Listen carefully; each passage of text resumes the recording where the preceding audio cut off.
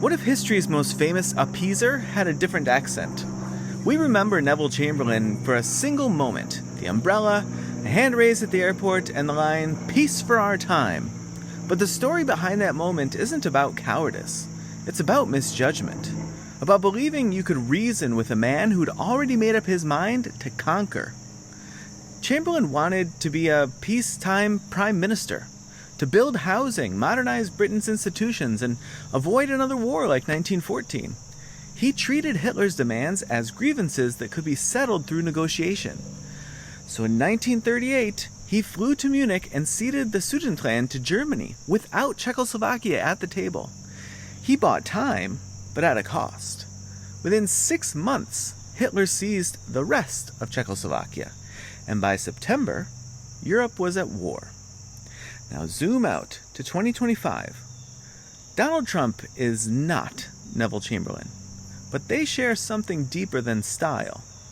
A belief that diplomacy, done personally, by force of will or deal-making, can tame dangerous regimes.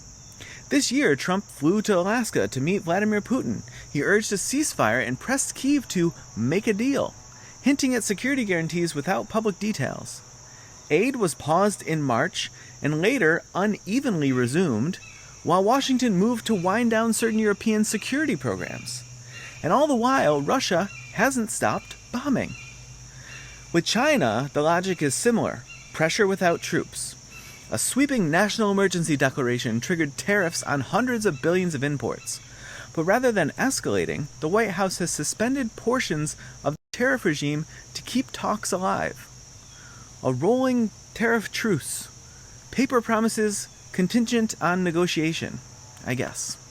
In Iran, Trump he authorized limited U.S. airstrikes during a short war between Israel and Iran in June. Since then, Washington has leaned on diplomacy as Iran curtailed IAEA access with tentative steps toward partial resumption.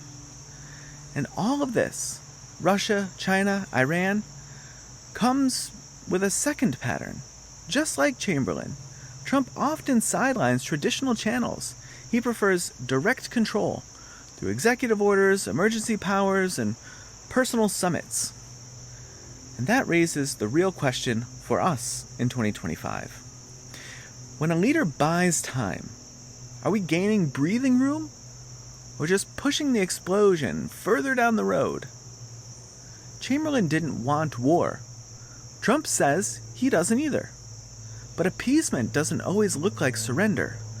Sometimes it looks like economic pressure and rolling truces, while bombs keep falling. Here's the warning history offers. Aggressors don't pause when you give them what they want. They pause when they believe you'll stop them if they take more.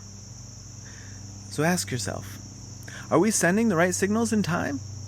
Or are we writing future regrets with today's delays? Because early warnings rarely come with sirens. They come with calm speeches, handshake photos, and phrases like, "Peace for our time." And by the time we realize what wasn't said, it's already too late.